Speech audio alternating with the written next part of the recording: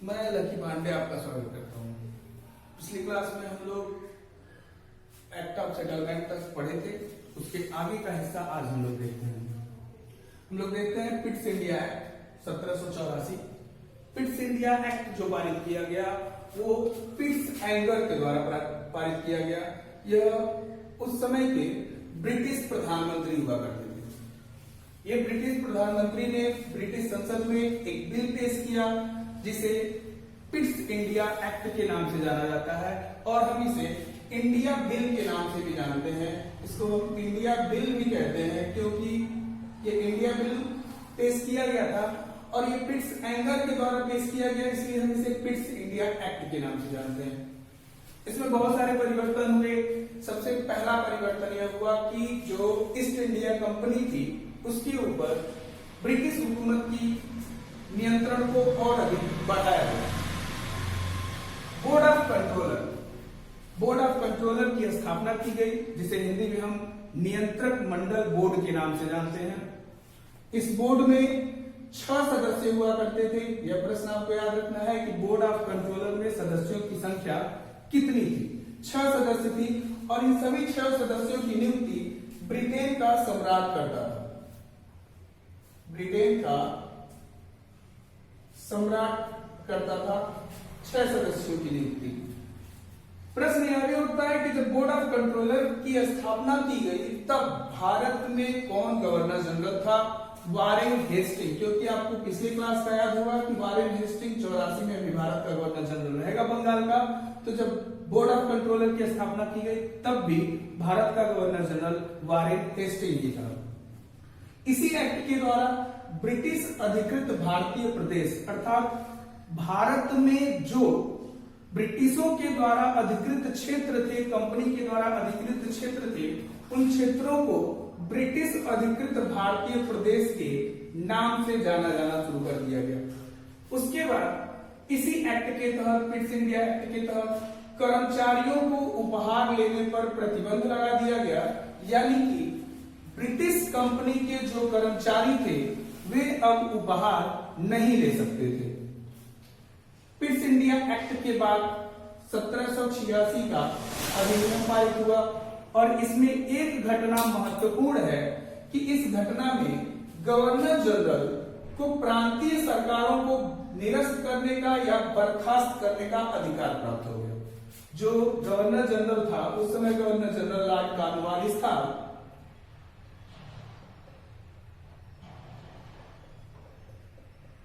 और Lord Cornwallis को यह अधिकार प्राप्त हो गया कि जो प्रांत की सरकारें हैं उन्हें वह बर्खास्त कर सकता था, समाप्त कर सकता था। एक चीज और यहां देखिए कि लॉर्ड कॉर्नवालिस गवर्नर जनरल के साथ साथ सेनापति भी था, अर्थात लॉर्ड कॉर्नवालिस भारत की ब्रिटिश हुकूमत का सेनापति भी रहा और वो गवर्नर भी रहा, जिसके समय में प्रांतीय सरकारों को निरस्त करने का अधिकार प्राप्त हो गया। तो 1786 से आपको एक इंपॉर्टेंट चीज इसको याद रखना है, 1813 ईस्वी के राजलेख, यह बहुत ही महत्वपूर्ण राजलेख में है। यहां से कई बार परीक्षाओं में प्रश्न पूछे जा चुके हैं 1813 ईस्वी के राजलेख से। सबसे प्रमुख काम यहां पे हुआ, कंपनी का भारत में व्यापारिक एकाधिकार समाप्त हो गया। कंपनी का भारत में व्यापारिक एकाधिकार समाप्त होने का मतलब है कि जो ब्रिटिश कंपनी थी ईस्ट इंडिया कंपनी, केवल अब वही भारत में व्यापार नहीं कर सकती है, अब ब्रिटेन की अन्य कंपनियां भी भारत में आकर व्यापार कर सकती हैं। लेकिन चीन के साथ व्यापार और चाय का व्यापार अभी भी ईस्ट इंडिया कंपनी के हाथ में नहीं था, यानी चीन के साथ व्यापार केवल ईस्ट इंडिया कंपनी करती और चाय के साथ व्यापार भी केवल ईस्ट इंडिया कंपनी करती। यह भी कई बार प्रश्नों में पूछा गया कि जब पहली बार एकाधिकार समाप्त किया गया था तो किसके साथ नहीं समाप्त हुआ था? चीन के साथ और चाय के साथ। चीन देश के साथ और चाय के साथ व्यापार नहीं समाप्त हुआ था। एक महत्वपूर्ण चीज, ब्रिटिश हुकूमत ने शिक्षा पर प्रतिवर्ष 1 लाख रुपए, ब्रिटिश हुकूमत ने शिक्षा पर प्रतिवर्ष 1 लाख रुपए पहली बार खर्च करने की जो योजना बनाई गई वो 1813 ईस्वी के राजलेख के द्वारा बनाई गई थी। यह बहुत महत्वपूर्ण है, परीक्षाओं में कई बार पूछा गया कि 1813 ईस्वी के द्वारा किसने व्यवस्था किया गया था। तो शिक्षा में पहली बार कब पैसा खर्च करने की बात की गई थी, तो 1813 ईस्वी के राजलेख के द्वारा। 1813 ईस्वी के राजलेख द्वारा कितना पैसा शिक्षा पर खर्च किया जाना था, 1 लाख रुपए खर्च किया जाना था। इस तरह से यहाँ से प्रश्न घुमा के पूछे जाते हैं। इसके अलावा ईसाई मिशनरियों को धर्म प्रचार की अनुमति भारत में दे दी गई। जो ईसाई मिशनरियां थी, जो ईसाई धर्म का प्रचार करने वाले थे, उनको 1813 ईस्वी के राजलेख के द्वारा भारत में धर्म प्रचार की अनुमति मिल गई। अब वह भारत में ईसाई धर्म का प्रचार कर सकते थे। तो 1813 ईस्वी के राजलेख द्वारा कंपनी का व्यापारिक एकाधिकार समाप्त हो गया। चीन और चाय के साथ उनका व्यापारिक एकाधिकार बना रहा। शिक्षा पर प्रतिवर्ष 1 लाख रुपए खर्च किए जाने थे और ईसाई मिशनरियों को धर्म प्रचार की अनुमति भारत में मिल गई थी। इसके बाद जो राजलेख आया उसे हम कहते हैं 1833 ईस्वी का राजलेख। 1833 ईस्वी का राजलेख। सबसे महत्वपूर्ण काम हुआ कि भारत के प्रथम governor general Lord William Bentinck हुए। 1833 ईस्वी के राजलेख के द्वारा भारत के प्रथम governor general Lord William Bentinck हुए। इसके पहले वारेन हेस्टिंग जो कि बंगाल का पहला गवर्नर था, 1773 के रेगुलेटिंग एक्ट के द्वारा बनाया गया था, ये बंगाल का था। लॉर्ड विलियम बेंटिक संपूर्ण भारत का प्रथम गवर्नर जनरल हुआ। तो प्रथम गवर्नर जनरल संपूर्ण भारत का लॉर्ड विलियम बेंटिक हुआ 1833 ईस्वी के राजलेख के द्वारा। इसके अतिरिक्त विधियों को अब अधिनियम कहा जाता था। अर्थात यहाँ पे कहने का तात्पर्य है कि 1833 के पहले जो विधियां बनती थी उसे हम विनिमय कहते थे और अब अधिनियम कहा जाने लगा। ऐसे भी हम कह सकते हैं कि 1833 के पहले की जो विधियां ब्रिटेन में बनती थी उन्हें विनिमय कहा जाता था।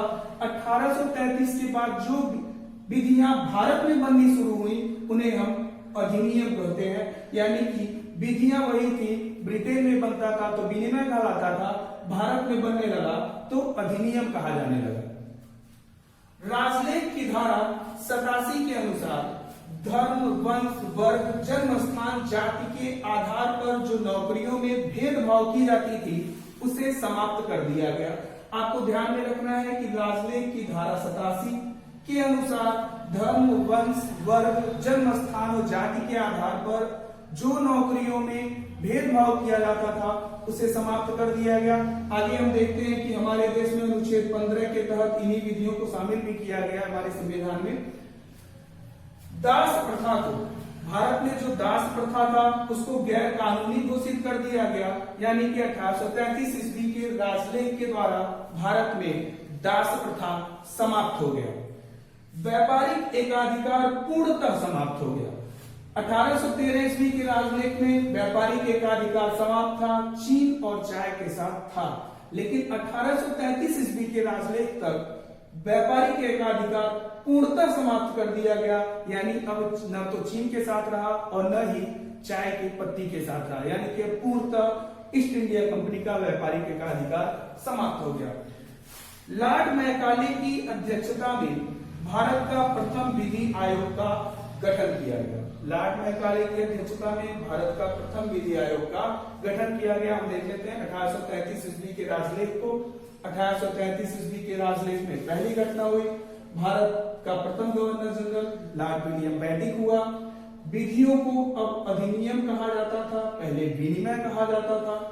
राजलेख की धारा 87 के अनुसार धर्म, वंश, वर्ग, जन्मस्थान, जाति के आधार पर नौकरियों में जो भेदभाव किया जाता था उसे समाप्त कर दिया गया। दास प्रथा को गैर कानूनी घोषित कर दिया गया। व्यापारिक एकाधिकार जो चीन और चाय के साथ बना हुआ था वह भी समाप्त कर दिया गया। लॉर्ड मैकाले की अध्यक्षता में प्रथम विधि आयोग का गठन किया गया। तो इधर हम 3 देख लेते हैं। इधर हम देखते हैं 1853 ईस्वी का राजलेख। भारत के लिए एक विधान परिषद की स्थापना। भारत में 1853 ईस्वी के राजलेख के द्वारा भारत की अपनी विधान परिषद की स्थापना की गई, जिसमें 12 सदस्य होते थे और इन 12 सदस्यों की नियुक्ति विभिन्न प्रांतों, विभिन्न क्षेत्रों से की जाती थी। इसलिए पहली बार क्षेत्रीय प्रतिनिधित्व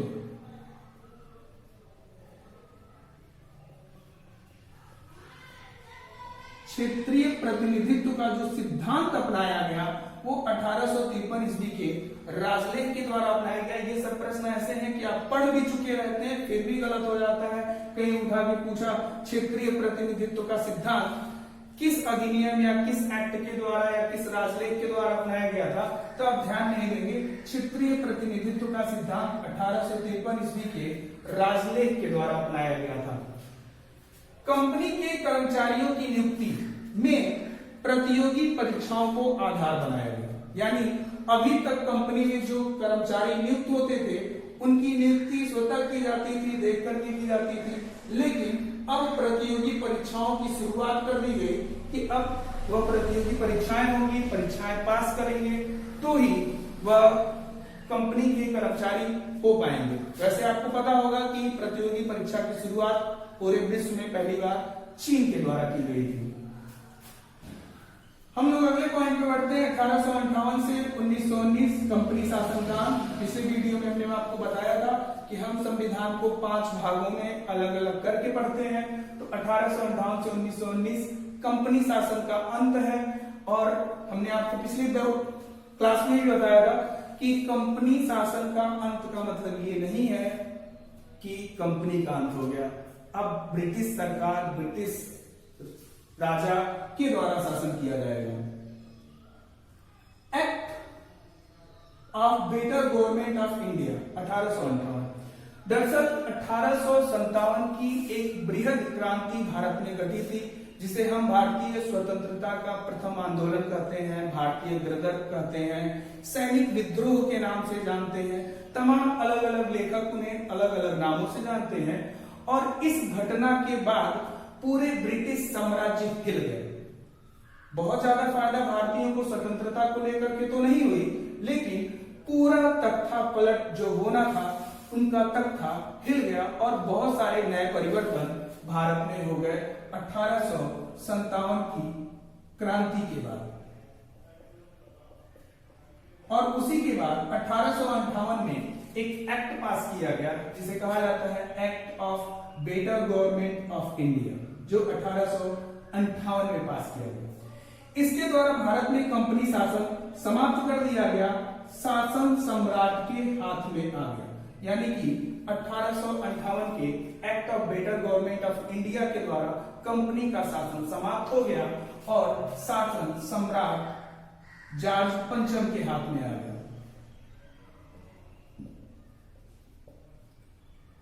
बोर्ड ऑफ डायरेक्टर तथा बोर्ड ऑफ कंट्रोलर दोनों को ही समाप्त कर दिया गया। अब भारत में कोई भी बोर्ड ऑफ डायरेक्टर तथा बोर्ड ऑफ कंट्रोलर नहीं होगा। ब्रिटिश मंत्रिमंडल में एक सदस्य के रूप में भारत सचिव की नियुक्ति की गई। यह महत्वपूर्ण है कि भारत सचिव की नियुक्ति कब हुई थी?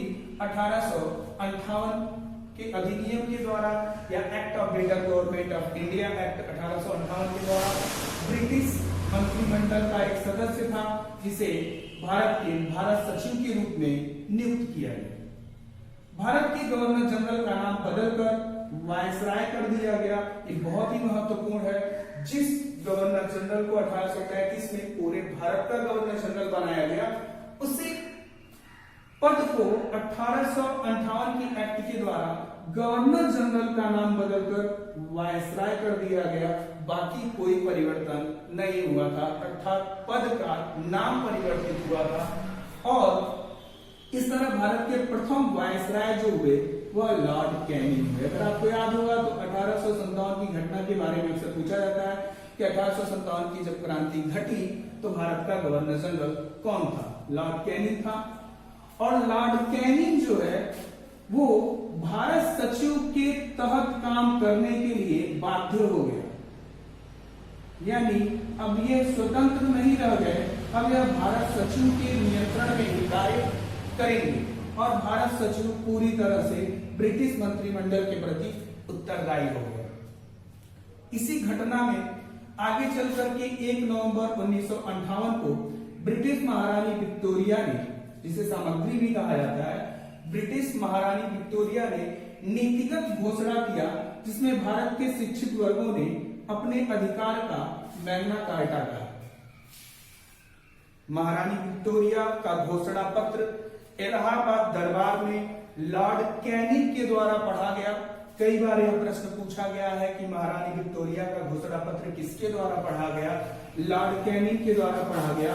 कहां पढ़ा गया? इलाहाबाद में, जिसे हम प्रयागराज के नाम से जानते हैं। और इसमें क्या था? इसमें वही चीजें थी कि अब ब्रिटिश भारत के किसी नए भूभाग पर, नए क्षेत्र पर कब्जा नहीं करेंगे। दत्तक पुत्र लेने की जो प्रणाली समाप्त कर दी गई थी, उस प्रणाली को भी हटा दिया गया, यानी कि भारतीयों को काफी राहत मिला।